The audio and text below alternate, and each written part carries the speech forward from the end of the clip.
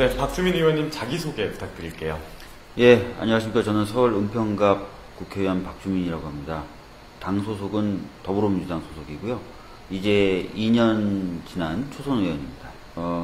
씨 뿌리기, 예. 파종, 예. 뭐 수확을 위한 준비, 뭐 이런 의미로 파종이라는 단어를 좀 써보고 싶네요. 2년 동안 사실은 제가 뭐 의정활동 전체를 놓고 봤을 때 뭔가 걷어들이기 위한 준비를 했다. 저는 그렇게 생각하고 있습니다. 제가 그 첫 번째 사회를 봤었던 곳에서 사실은 사회 보러 이제 올라가기 전에 속이 너무 안 좋았었어요. 예. 근데 또 막상 무대 위에 올라가니까 걱정과는 달리 사회를 볼 수 있었고, 그때 또 사회를 잘 본다는 칭찬을 받아가지고, 예, 저도. 예, 당선되시고 나서 당선됐을 때도 급작스럽게 이제 광화문에서 무대 위에 올라가라 그래서 또 올라갔어요. 일단은 뭐 유세 차량을 이용한 방식이라든지 또는 지하철 선전전이라든지 이런 전통적인 방식 다 썼었고요. 네.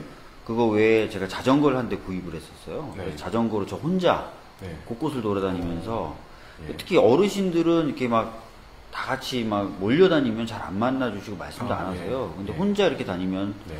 그 놀이터나 이런 데 앉아서 쉬고 계신 분들이나 네. 불광천변에 쉬고 계신 분들은 쉽게 마음을 열어주시더라고요. 그래서 어르신들하고 꽤 네. 많은 얘기를 나눴던 것 같습니다. 그때 이제 어떻게 좀 알아보시던가요? 아니요, 어르신들이? 저희가 네. 어르신들하고 막 얘기를 나누면 예. 너는 일단 얼마 받고 하니? 막 그래가지고 제가 하루에 저는 뭐 얼마 받고 합니다. 뭐 이렇게 예. 농담삼아 말씀드리기도 하고 예. 또는 아예 뭐 안 받고 합니다. 이렇게 하면 또 놀라시기도 하고. 그러니까 저를 그냥 예. 그 돈 받고 하는 선거 운동원인 줄 아시고 국회의원인 예, 줄 모르시고 예. 얘기하시고 예. 또 알아보시는 분도 있긴 있는데 그렇게 네. 많지는 않았던 것 같아요. 특히 어르신들 중에서는 네. 잘 못 알아보십니다. 가치 지향이 단단하세요. 네. 그러니까 민변 변호사로서, 노동 변호사로서, 인권 변호사로서 오랜 세월 동안 단련되어 오셨던 분이에요. 네. 그래서 본인의 가치관, 사람 중심의 어떤 그런 가치관이 분명히 있으시고 네. 여러 가지 상황 속에서 그리고 어려움 속에서도 그게 안 변하세요. 이런 얘기를 들었으면 좋겠습니다. 적어도 문재인 대통령과 그를 지지했던 사람들은 다르다! 네, 저도 기억나는 게 제가 그 말을 두 번 했어요. 한 번은 은평에서의 선거 마무리, 대선 선거 운동 마무리하면서 그 말을 한 번 했고, 또 한 번은 대통령님이 당선이 확정된 상태에서 광화문에서 유세할 때 마무리 발언으로 제가 그걸 했었거든요. 그 얘기를 왜 꺼냈냐면 지역을 아까 말씀드렸듯이 돌아다니면서 어르신들을 많이 만났다 그랬잖아요. 근데 어르신들이 주로 하시는 말씀이 정치하는 놈들은 다 그놈이 그놈이다. 화장실 가기 전과 화장실 갔다 오는 거가 다른 놈들이다. 믿을 수가 없다라고 얘기하셨어요. 그래서 그런 정치의 불신을 좀 해소해야만 정치에 대한 관심도 높아지고 정치가 그래서 좀 더 잘 돌아갈 수 있잖아요. 그래서 그놈이 그놈이다라는 말을 깨주자. 다르다. 우리가 하면 다르게 할 수 있다라는 것들을 보여주자라고 발언을 했었었는데 현재까지 저는 그런 방향에서 잘 하고 있다고 생각해요. 대선 때 썼던 공약이나 이것들을 지키기 위해서 노력하고 있고 개헌만 봐도 그렇죠. 모든 후보들이 그 당시에 개헌을 이번 지방선거 때 하자고 그랬는데 다 대선 지나고 나니까 다 말이 달라졌잖아요. 근데 우리만 지금 해야 된다라고 얘기하고 있는 상황이라서 뭔가 좀 약속을 지키려고 하고 책임지려고 하고 어렵더라도 말씀을 들으려고 하고 하는 자세가 다른 세력들하고는 다르다는 평가를 받게 만들고 있는 것 같고요. 그래서 아마 지지율이 대통령님 지지율이 70%가 넘게 나오고 정당에 대한 지지율도 50%가 넘게 나오는 거 아닌가 이렇게 생각하고 있습니다. 지역의 많은 어르신들이나 청년들도 정치에 대한 불신이 굉장히 심하거든요. 근데 청년들도 똑같은 얘기를 해요. 다 정치인들 다 썩었다, 똑같다. 그래서 다르다는 걸 보여주지 않고서는 정치가 한 발짝도 나갈 수 없다는 생각이 들더라고요. 러시아 푸틴 대통령을 비롯해서 외교부 장관, 극동개발부 장관 같이 우리나라와 밀접한 연관을 맺을 수 있는 그런 부처의 장관들과 하원, 상원, 의장들 다 만나고 왔죠. 사실 박근혜 전 대통령 당시에 중국과 러시아에 관련된 외교에서 우리가 낙제점을 면하기 어려웠었거든요.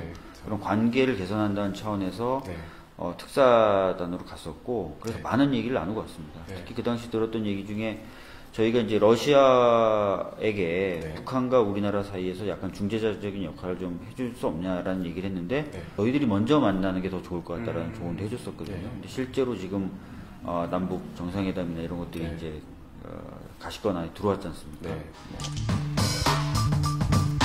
사실은 이제 남북 관계에 있어서의 평화라든지 네. 또 그것을 통한 통일이라든지 하는 것은 뭐 저희 당뿐만 아니라 온 국민이 바라는 염원이에요. 네.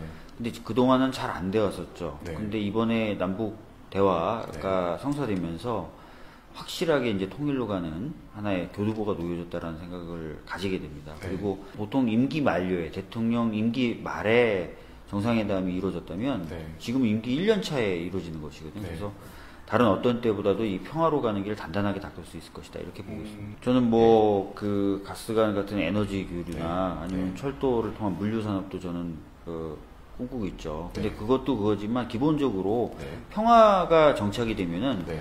국가 예산 중에 약 한 40조, 네. 그러니까 한 10% 넘는 부분이 국방 예산으로 쓰여요. 네.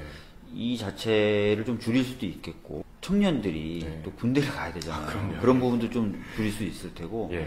무엇보다도 경직된 사고 구조를 우리나라 국민들은 다 갖고 계세요. 레드 네. 컴플렉스라고 하는 역사적 네. 경험에서 나온 것이죠. 네. 그런 부분도 좀 완화되면서 네. 사회나 경제적인 부분에서 뭔가 대안을 고민할 때 좀 더 네. 유연하게 고민할 수 있는 토대가 마련될 수 있을 것 같아서 기대가 큽니다. 첫 해에서도 백봉신사상을 받았었어요. 그리고 두 번째에도 백봉신사상을 받았는데 두 번째는 이제 대상을 받았죠. 그래서 백봉신사상을 2년 연속 수상했고 대상까지 받았다. 이런 초소는 없는 것으로 제가 알고 있어요. 예. 그래도 막 네. 앞에서 막 소리 지르고 하는 거로 설득되실 분들도 아니거든요. 네. 그래서 어떻게든 좀 논리적으로 얘기를 하려고 하고 그래서 이런 평가가 좀 나 있대요. 자유한국당 의원님들 사이에. 네. 발언 함부로 했다가 박주민 의원한테 밟힌다. 이런 얘기들을 한대요. 논거나 네. 팩트를 가지고 얘기하는 게 효과를 보고 있다고 생각합니다. 네. 네. 어떻게 보면 통과시키려고 가장 큰 공을 들였던 거는 방금 말씀드렸던 사회적 참사법, 즉 가습기 살균제 피해 사건하고 세월호 참사에 대해서 규명할 수 있는 그런 내용을 담고 있는 법이고요. 그 외에도 애착 갖고 있는 법이 많은데 뭐 국회의원에 대한 국민 소환제라든지 연동형 비례대표제를 담고 있는 공직선거법 개정안이라든지 선거 연령을 18세로 인하하는 법이라든지 이런 것들인데 이게 다 이번에 개헌안에 들어갔어요. 개헌안에 이번에 대통령님이 발의하신 개헌안을 보니까 제가 발의했던 법안하고 한 8개 정도가 합쳐지더라고요. 그래서 이번 개헌으로 1타 8피 네. 한번 하려고 생각하고 있습니다. 예.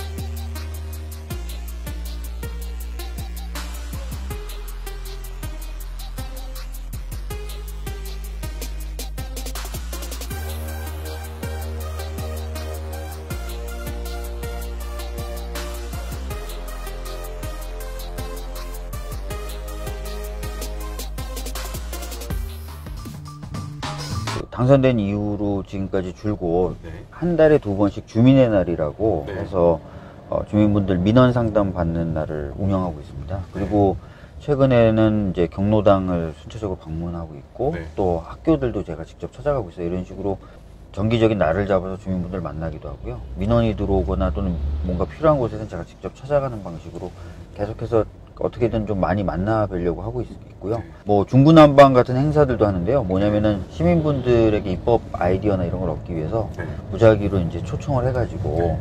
라운드 테이블 형식으로 여러 가지 주제에 대해서 의견 듣는 행사들도 한 6번 정도 진행을 하고 있습니다. 예.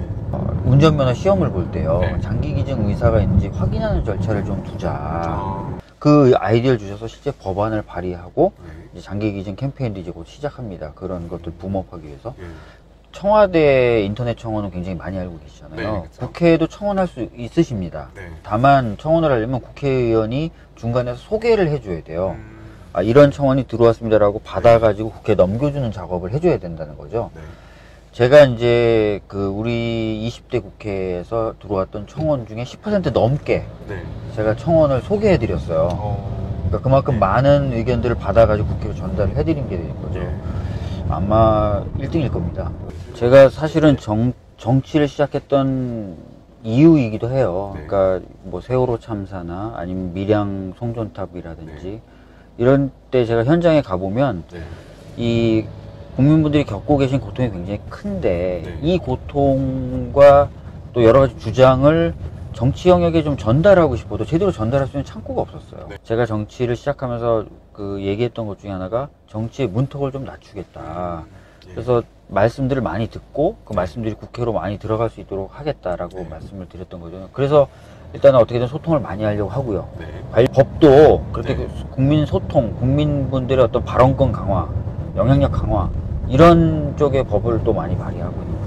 제가 이제 말씀 안 드렸던 것 중에 하나가 정론관이라고 국회 기자회견하는 공간이 있어요. 예, 예. 거기에 제가 아마 3등일 거예요. 제일 많이 기자회견을 한 국회의원. 예.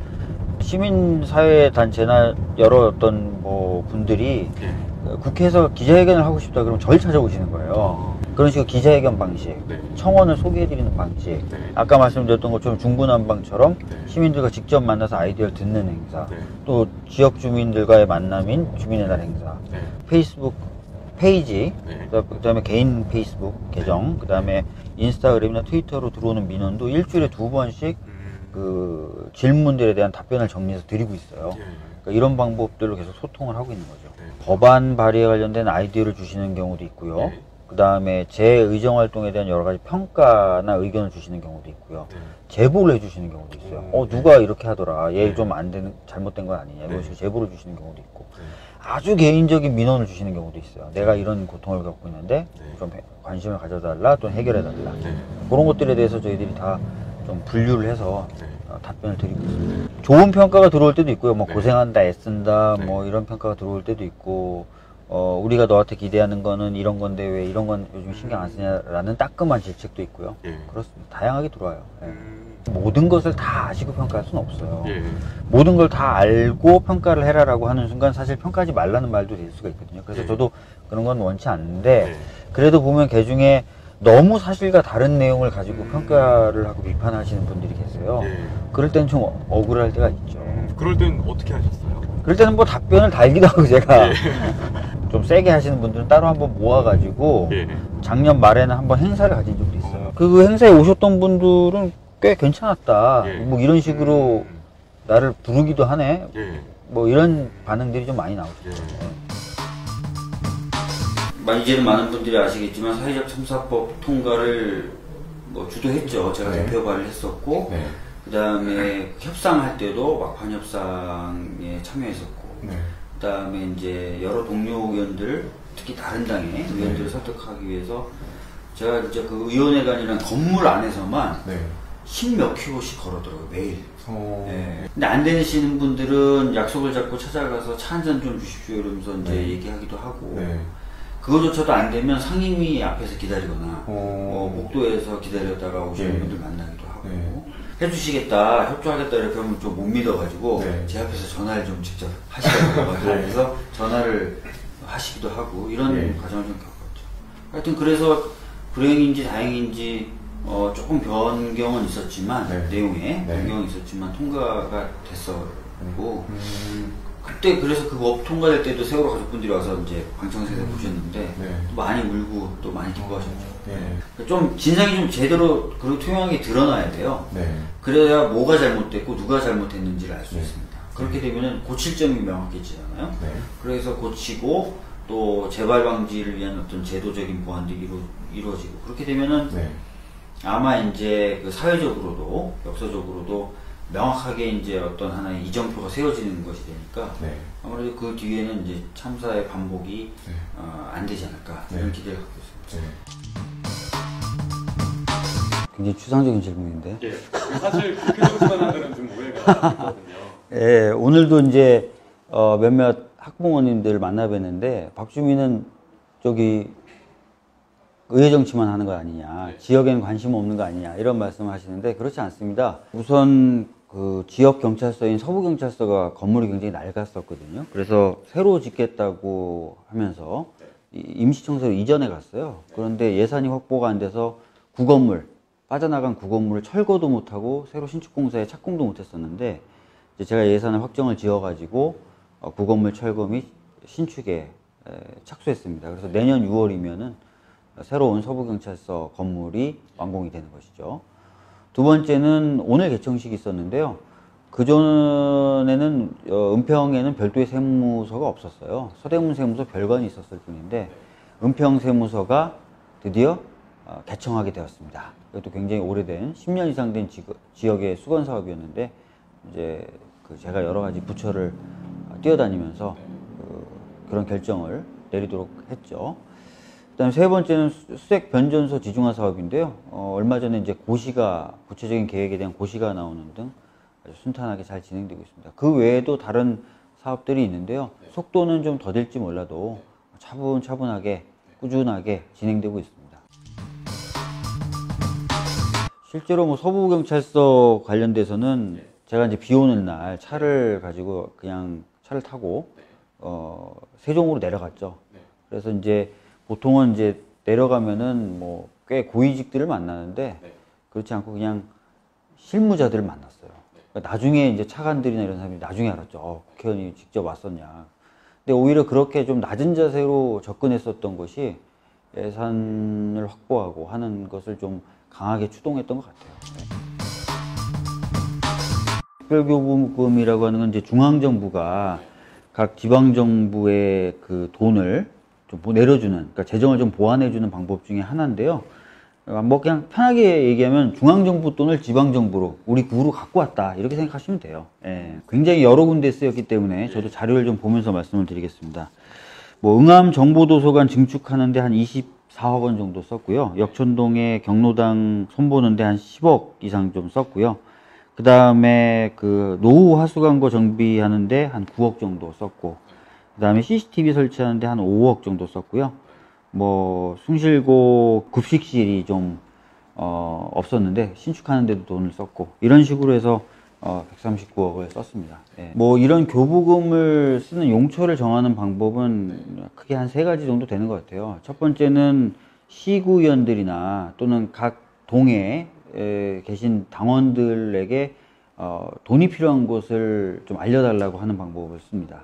두 번째 방법은 제가 몇 번 반복해서 말씀드렸지만 주민의 날이라고 해서 지역 구민들의 민원을 듣는 행사를 계속 해왔다 그랬잖아요. 그 통로로 또 듣기도 합니다. 세 번째는 제가 이제 이곳저곳 다니거든요. 뭐 학교를 다니거나 노인복지시설 다니거나 이러면서 듣죠. 그래서 이런 3가지 경로로 돈이 어디에 좀 필요한가를 들어가지고 돈을 따오면 좀 나눠서 쓰실 수 있도록 그렇게 해드리고 있습니다.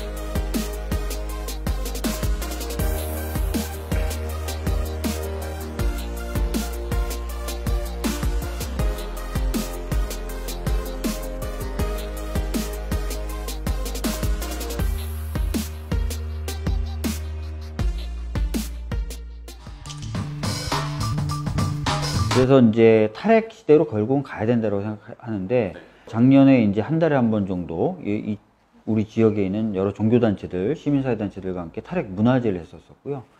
그 외에도 뭐 북한 인도적 지원을 위한 인도적 지원법 토론회 같은 경우도 지역에서 진행을 했었고요. 우리 지역에 재개발, 재건축해야 할 곳이 굉장히 많은데 그 곳 중에서 잘 사업이 진행이 안 되는 부분들도 많아요. 근데 그런 부분을 위해서 대안적으로 고민해 볼 수 있는 개발 모델인 저층형 주거재생 모델 관련된 토론회도 가졌었고요. 그런 식으로 이제 지역에서도 여러 토론회와 이런 것들을 갖고 있고요. 또 지역 주민들이 와서 들으실 수 있을 만한 수준 높은 교양 강의, 주민함께 아카데미도 지금까지 4기 동안 운영이 돼서 많은 분들이 들으셨죠. 그 외에도 뭐 각종 특강들도 많이 열었었고요. 그리고 거리 행사나 캠페인 같은 거, 예를 들어서 18세 선거권 인하를 위한 서명전이라든지 또는 세월호 진상규명을 위한 서명전이라든지 이런 것들도 지역에서 당원들과 함께 같이 했었던 활동들입니다. 지역 사무실이 궁금한데요. 그냥 아무 때나 찾아가도 되나요? 아무 때나 찾아오셔도 되고요. 예. 그렇지만 제가 이제 지역 사무실 없을 때도 있고 네. 또는 다른 분들하고 약속이 있을 때도 있기 때문에 네. 미리 전화를 주고 오시면 더 좋고요. 네. 그러니까 아무 때나 오셔도 좋지만 네. 확실히 저를 만나시려면 미리 전화를 주고 오시면 더 좋다. 이 말씀 드리면서 지역 사무실 한번 안내라도 한번 해드릴까요? 이 테이블 치우면 앉아서 강의를 듣기도 합니다. 한 120명, 130명도 이 공간까지 활용하면 강의를 듣기도 해요. 강의 하실 분들. 그 다음이 이쪽이 그 소회의실입니다. 제가 법 읽어주는 남자, 현황 읽어주는 남자 할 때 여기서 많이 찍어요. 제 방인데요. 예, 제 방인데, 제 방이에요. 이쪽은 저희 이제 의원실, 지역 담당 의원실 분들이 쓰시는 공간인데, 여기 보시면 이제 차라든지 뭐 이런 음료수 같은 걸 준비해가지고 제공해 드릴 때 쓰는 공간이고, 저쪽이 화장실입니다. 이게 저희 지역 사무실입니다. 네. 예. 사실 많이 궁금했는데 생각보다 뭐가 없어요. 그런데 리모델링 하기 전의 모습을 아신다면 네. 경천 동지할 만큼 바뀐 거예요. 오. 그 전에는 진짜 예. 오신 분들이 이렇게 얘기했어요. 예. 야, 이게 사무실이야? 예. 이런 얘기가 나올 정도였어요. 예. 근데 지금은 누가 와도 아, 사무실은 사무실이구나 예. 이렇게 생각은 되잖아요.